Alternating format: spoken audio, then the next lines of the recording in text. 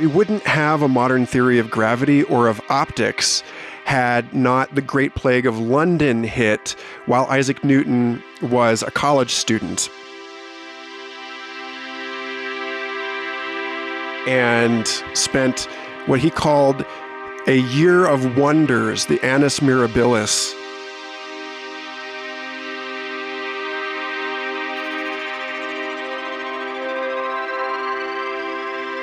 It was his time home from college that led to modern physics as we understand it.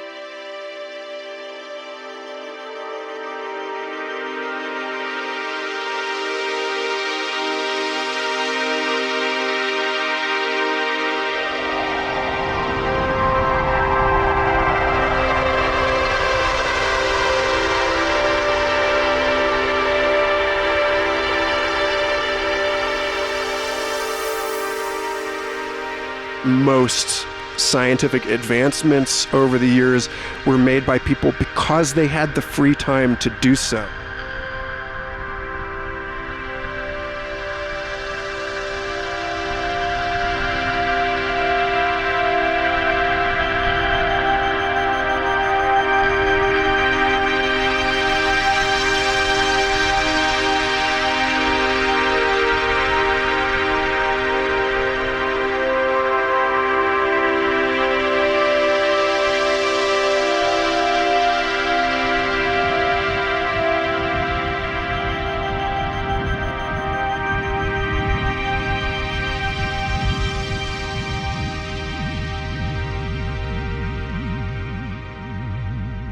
Is necessity the mother of invention, or is opportunity the mother of invention?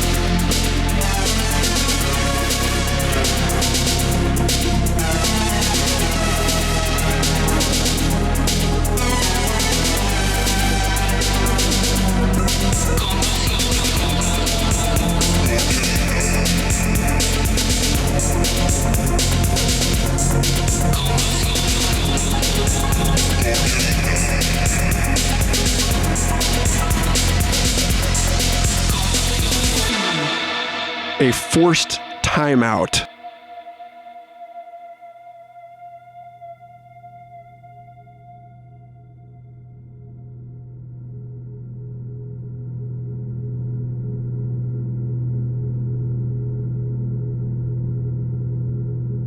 Let's keep our world safe.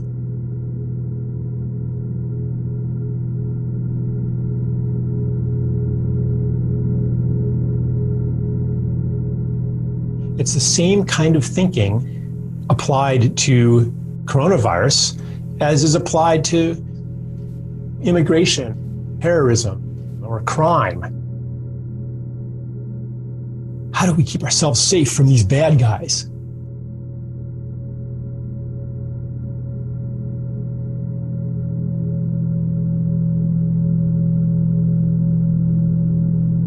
We need to take a pause.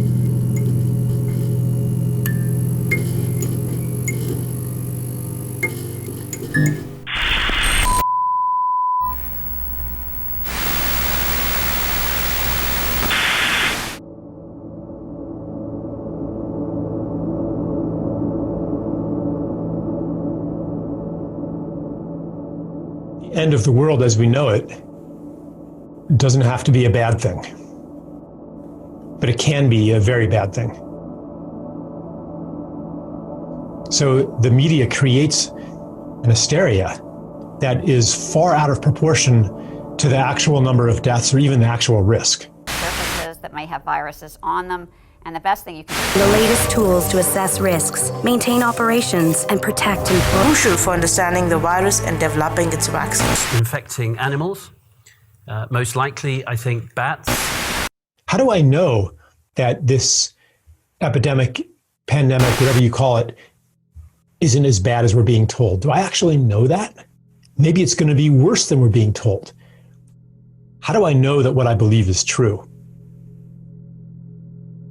The structure of coronavirus has multiple parts. Inside the virus lies the genetic encoding that allows the virus to hijack human cells and turn them into virus factories. A protein encapsulates the genetic material known as the viral envelope. On the surface of the viron are S and HE proteins. The structure of 2019 novel coronavirus is a mutation.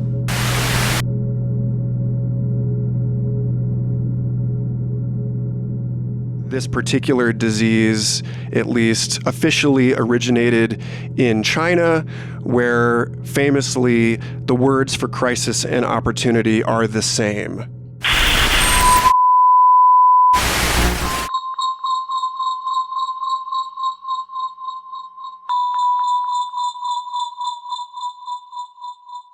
I remember in high school asking my biology teacher why a virus isn't considered alive. If there's any sense in which we can talk about progress over the last 1,000 years, it might be a movement of the recognition of life and mindedness into that which we considered inanimate.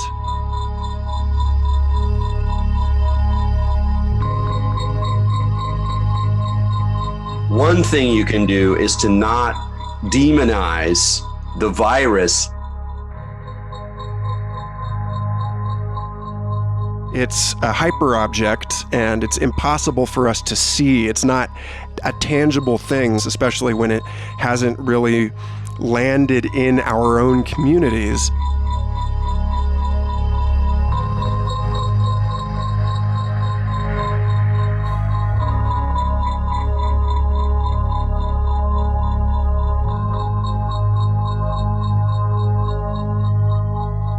We're seeing the right use the Chinese virus as a way of intensifying what is an increasingly dark struggle between China and the US.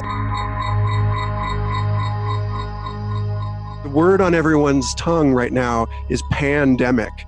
There's a global invocation of pan going on right now. Pandemic and panic, the more that you can kind of embrace that totality, the less you are going to be susceptible to panic. It's about using this opportunity to recognize the absolute insecurity of change.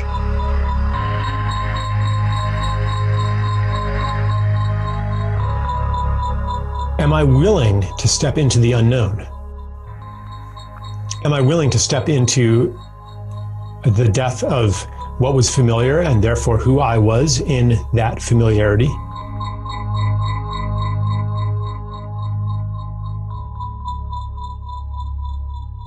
None of our responses to coronavirus are anything new. They're all intensifications of trends that have gone on for a long time. Social interaction onto the internet. The regime of hygiene and the fear of germs.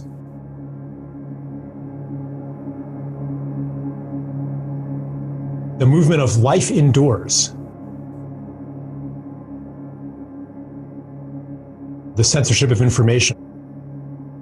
The destruction of small businesses. Or the restriction of political freedoms.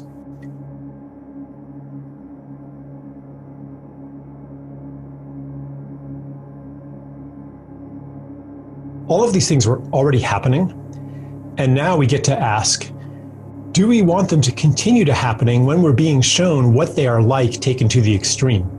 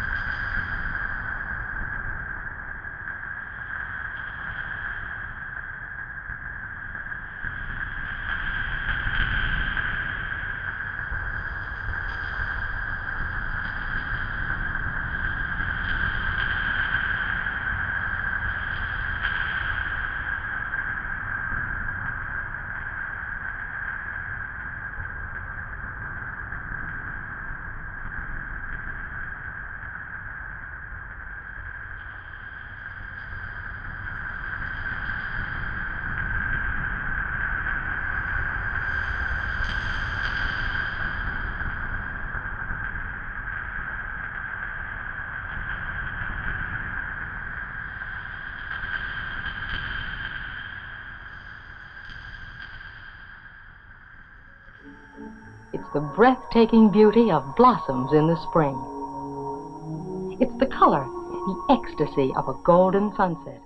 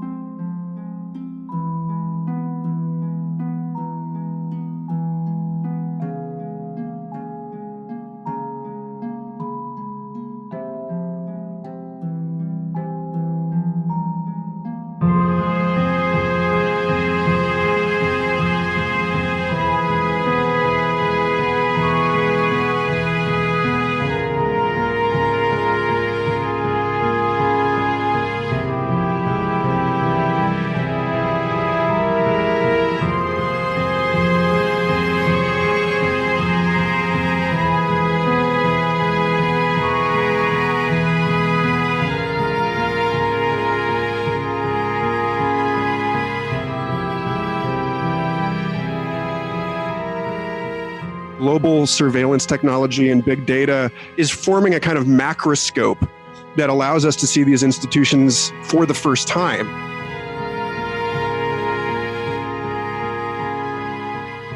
A way of seducing us into a technocracy where we lose power.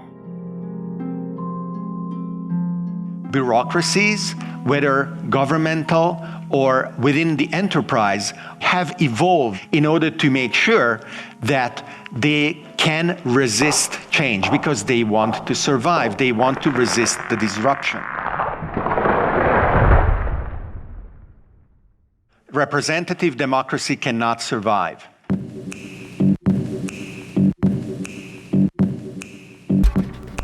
A lot of people just don't really believe what they're being told by scientific and political authority. Underneath, I think there's a lot of skepticism, especially among working class people. Why would you believe what you're being told when you feel like you've been betrayed by the very authorities that you're supposed to listen to?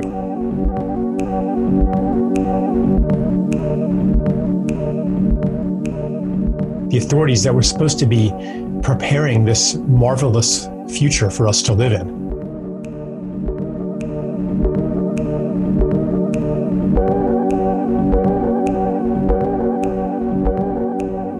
And it's just gotten worse. Not only has health gotten worse, but people's economic situation has gotten worse.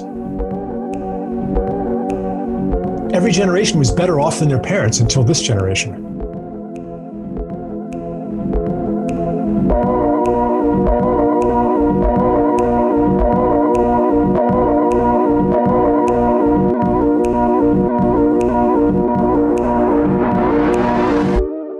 As a collective, we've been betrayed.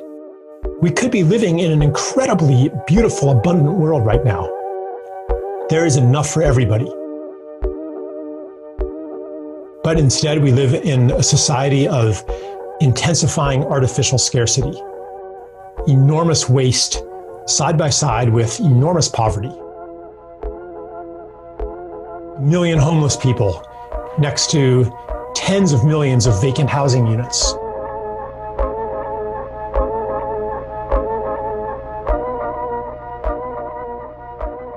We can look at our capitalist institutions as a form of artificial intelligence that, like virus, is at the edge of life.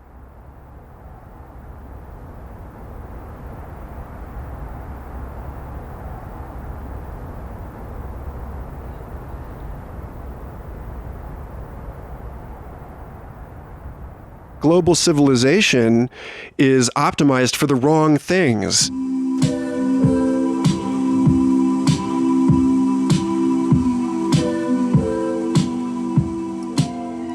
An overreaction. And this overreaction is very, very similar to what happens in the body when the immune system actually makes mistakes, like in an asthmatic attack, like in allergic attacks, like in HIV/AIDS, when actually the immune system stops working. Let's make sure that the consumer is protected. Let's make sure that we don't underestimate the negatives. Behind these protective messages, there is a sensation of panic.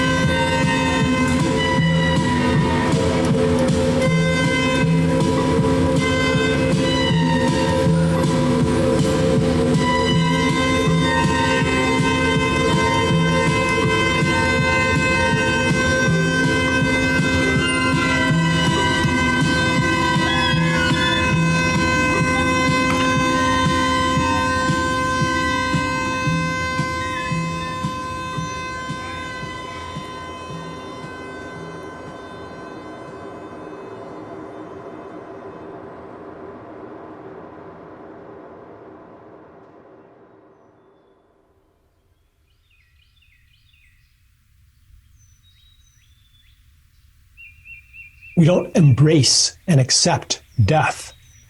We think we can live forever. We think that the highest goal is to preserve life.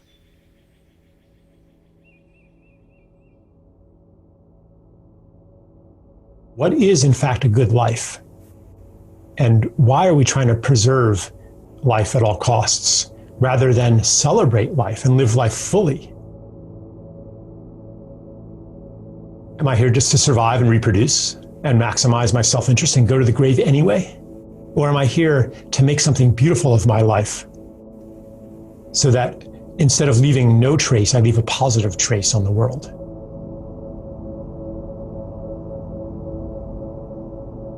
Who do we know ourselves to be? What's real? How does the world work? How does change happen? What's possible? Who am I? What is a good life? What's the purpose of life? The answers that we have been immersed in prime the field for the regime of domination and control that we live in today.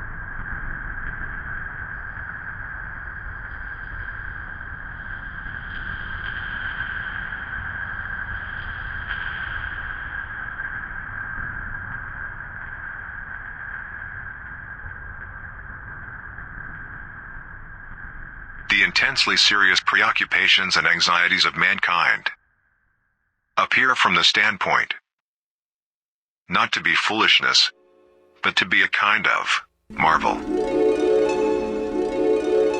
Is in some way a result of anxiety, the anxiety to survive.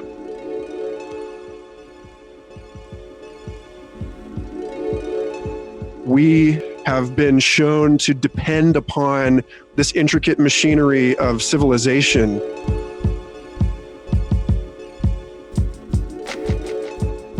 We have climbed the wrong hill.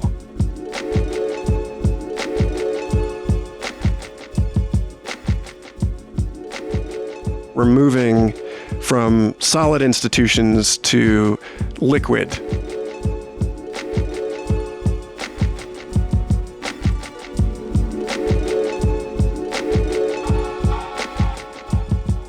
We are now entering a new phase of our social evolution, which is going to be the network society.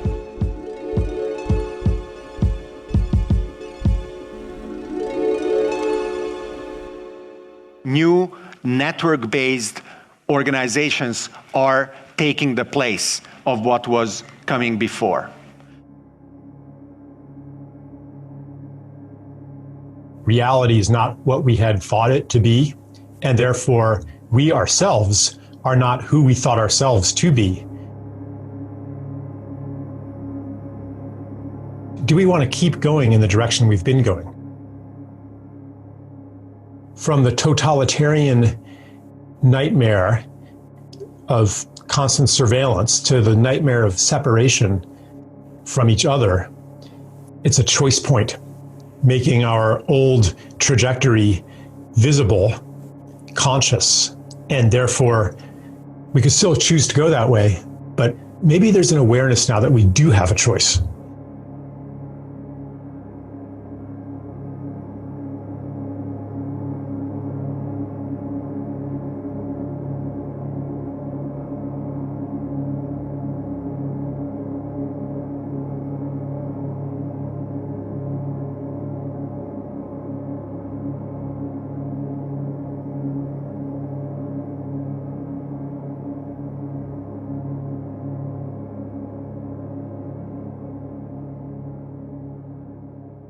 One of the approaches to addiction is called an intervention, where you by force, if necessary, pluck the person out of the totality of their circumstances that make the addiction happen. So you intervene and interrupt the routines, the relationships, the whole way of life of the addict.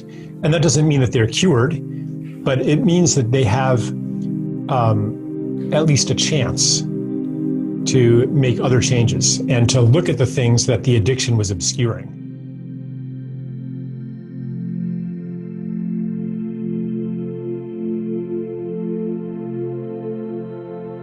On a grand scale, I think that we have a society that is itself addicted to control.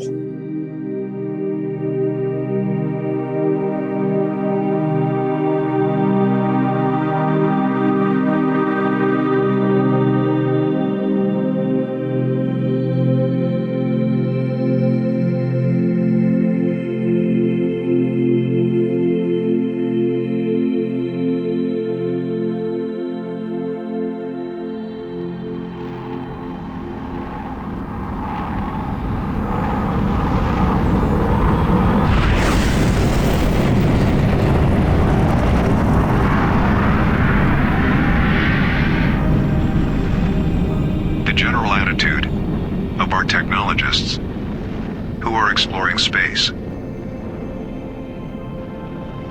is represented in the term the conquest of space,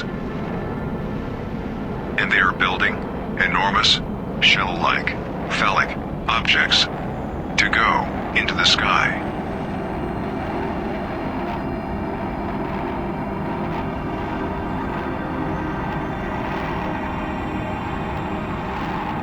Who is going to get anywhere in a rocket?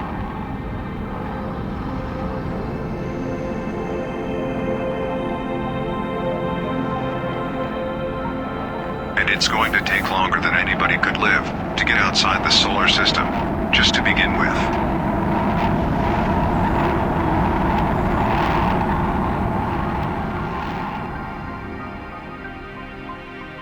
There is a Chinese proverb that if the wrong man uses the right means work in the wrong way. There is fundamental uncertainty in our economic models because every actor in the system is adapting their strategies to the constantly changing strategies of the other actors.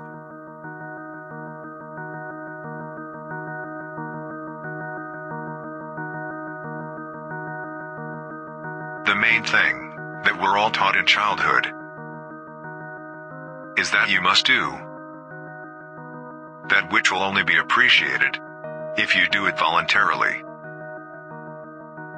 These are the sort of influences, then, that cause human beings all over the world to feel isolated, to feel that they are centers of awareness, locked up in bags of skin.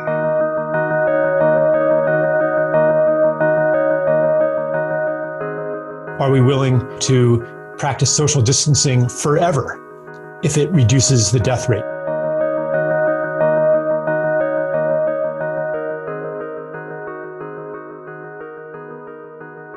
Social isolation is sort of homeopathic remedy that is in place to treat the disease, which is our isolation from the systems of nature and of our own bodies.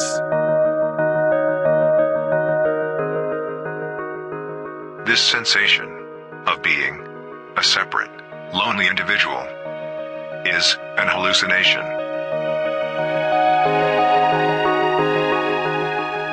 We are those human beings that constructed these systems, or we are these human beings that are vehicles, vectors of viral contagion. Is it worth totally changing the way that we live in order to postpone death a little bit?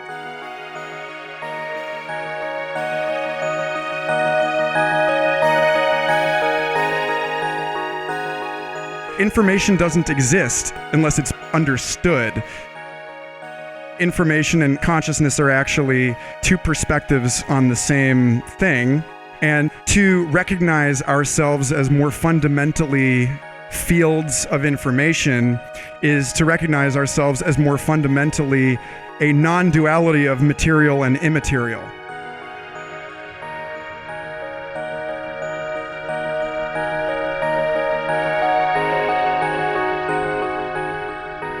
The perfect man employs his mind as a mirror. It grasps nothing. It refuses nothing. It receives, but does not keep.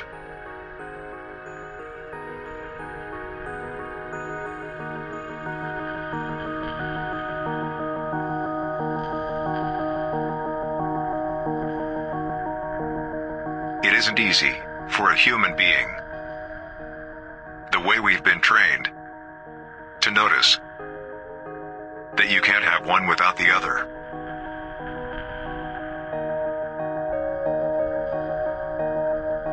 All insides have outsides.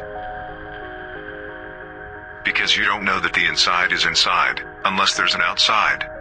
You don't know that the outside is outside unless there is an inside.